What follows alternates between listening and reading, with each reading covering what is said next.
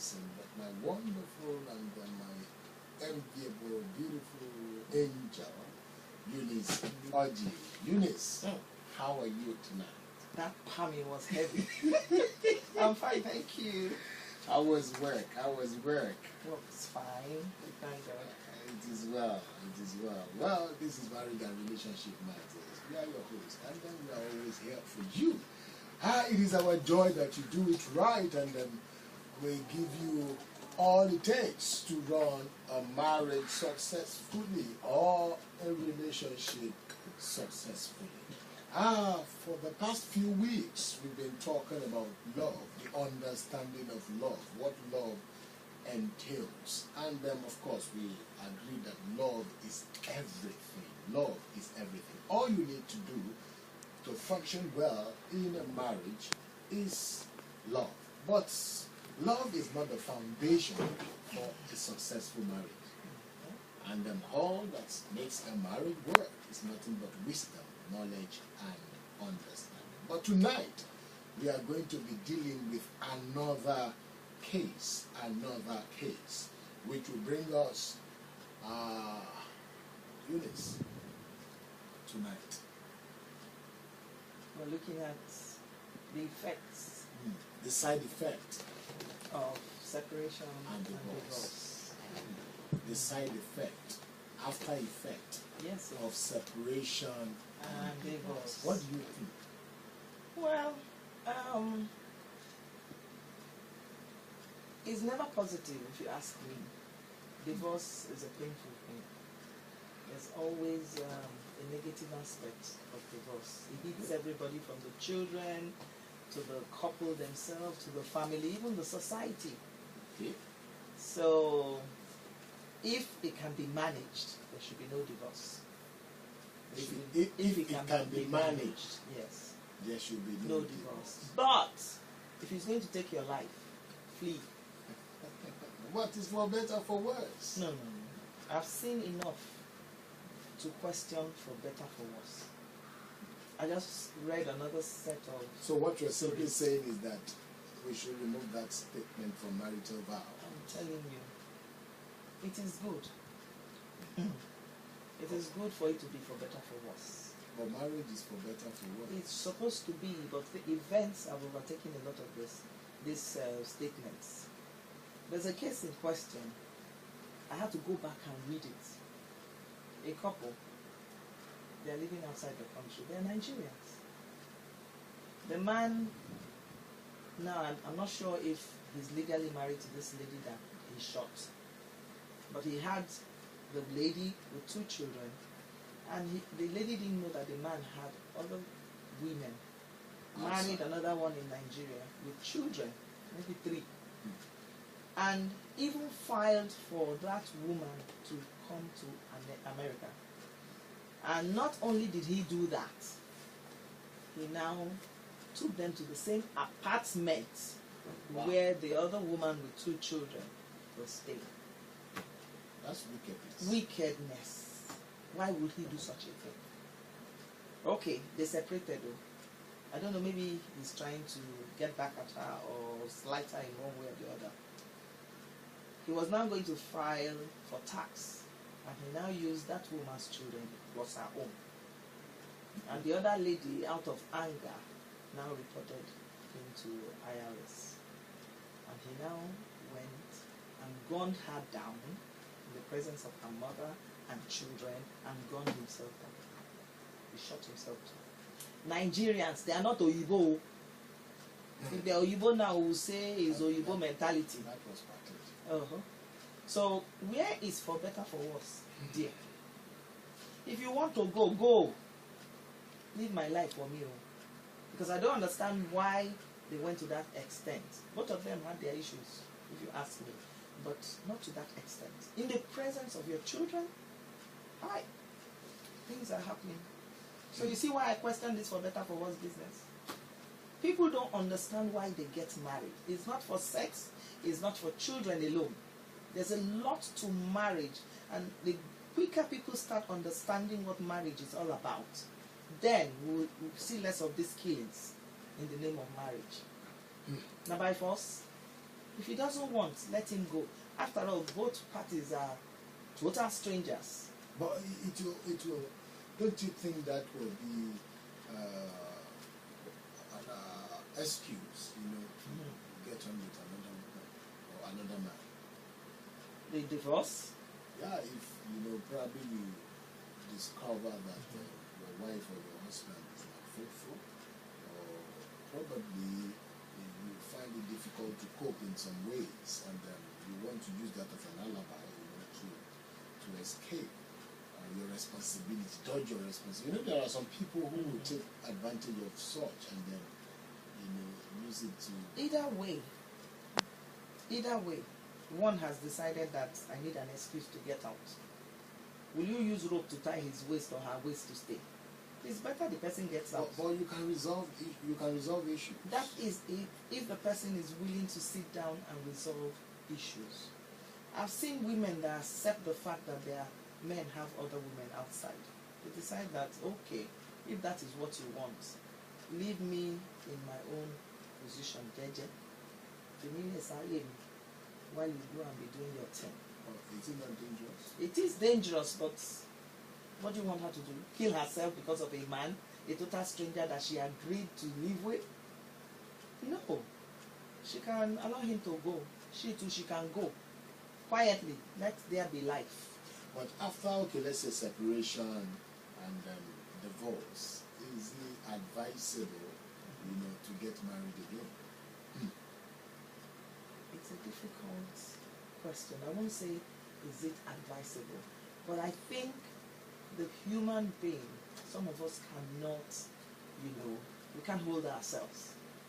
And if you don't want to run wild... You're talking about the sex aspect? Yes. And I discovered that marriage doesn't really start. The real part of marriage. Marriage is all about companionship. Definitely. Not just for procreation, not just sex. It's all about companionship. Because at a certain stage in the family, the children are grown and the husband and wife are alone. That is when the real aspect of marriage starts. That is why it is even better for you to be with somebody. That is another reason why you should get married again if you find the right person. My parents, my father is about 84, my mother is 70-something. They are alone in the village. You can't separate both people, both of them. You cannot. They quarrel, they do everything that couples do, but you can't go between them in that age. What are they doing now? Are they having sex? They're not having sex. Companionship. It's possible I can tell you that they are not having sex. That, at least I know that. You understand? So what is keeping them there is just companionship. They give each other peace. Do we still have such quality? Amongst the young ones today.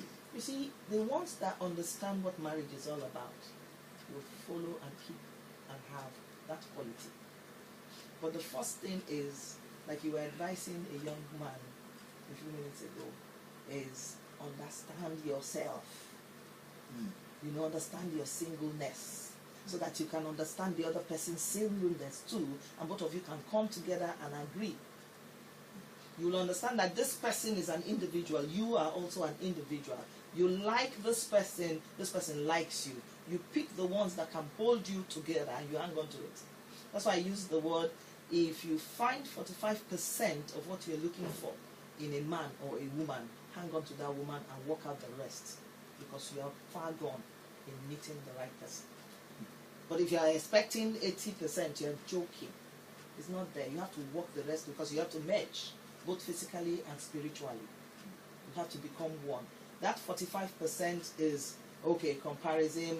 That's where you get all those chemistry and all that. You say, okay, I'm connected to this person somehow. The remaining, bad habit, bad behavior, bad mouth, you work at it. Yeah, but in a situation whereby all these qualities and everything were there, but then you got into the institution, and then, marriage is like a scanning machine. It reveals everything. And then you get into the institution, and then things were different. They will always be different. Yeah, Because what you were there not are no expecting. two like people. That is why if you understand marriage, I'm just saying, despite the fact that we have done a study, carry out a research about that lady or that guy, and then you eventually, agreed to tie the knot, and then after the nuptial vow, you began to see one or two things that were not. You see, the research and the study gives you 45%. Yeah, after the 45%. Then you work on 55%. That is what I'm saying. Is work. If you get into marriage, and then you want to work on the 55%, but it's not workable. It is workable because you start with yourself. Patience is one of the key. Patience. You add wisdom to it. Garnish it with understanding. What if the other party doesn't have that understanding anymore? The person might not have. Okay, like the one that happened at Ibadan now. They started from somewhere. It started on love. Yes. But after 2-3 years, there was something happened that we can't really lay hold of now. That's why they say that marriage is a puzzle with so many segments. You must be patient enough to learn about the next segment because you don't know what it is. The person That is... It is an institution of discovery. Serious one. It's a school you go to, you never graduate because you are always doing exam. Passing and failing and repeating class. You never pass out from the school of marriage. So it is left for you to ask God to help you. If you don't have the character to be able to stay, you start learning. Some people don't even understand themselves till they get to that age where their children are no longer there. So what do you think would be the side effect on the children? You just put confusion in the lives of the children. Don't you think the seed you sow will continue? It will. Most times, it follows both physically and spiritually. You find out that a family that a child comes out from, whatever the child sees in that family follows the child. It takes a great, the great hand of God to change things and the child to be ready to say that I don't want this kind of life. In broken homes, most times, they produce children that will also have broken homes. They will also divorce. Like, I just talked about my parents now. We're 7. And I tell everybody, I said, there's no divorce in this family. You can see that your parents never divorced. They resolved their issue. Every day you hear things like, I will send you back to your father's house. You have to leave my house. But nobody is living anywhere. Till today. So it's a school. You must be ready to step into marriage. You must ask yourself, why do I want to get married? Am I able to accommodate a woman that is not clean, that is not organized? Am I able to wake up in the morning and look at the man and still love him? Those are the questions you ask yourself. Sometimes some of the questions won't arise until you get into marriage.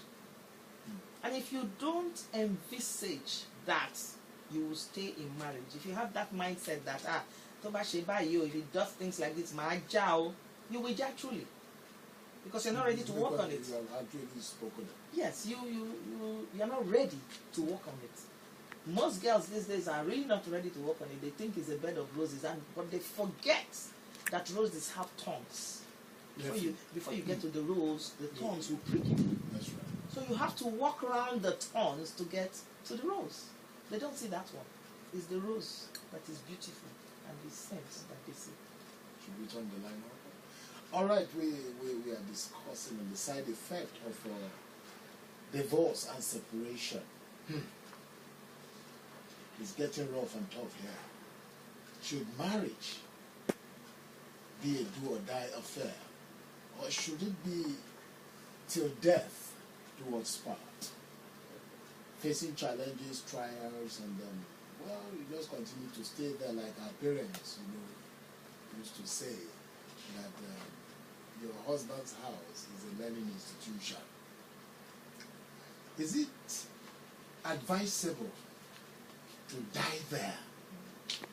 because I've had some ladies said, I can't leave my husband's house, and the guy keep beating.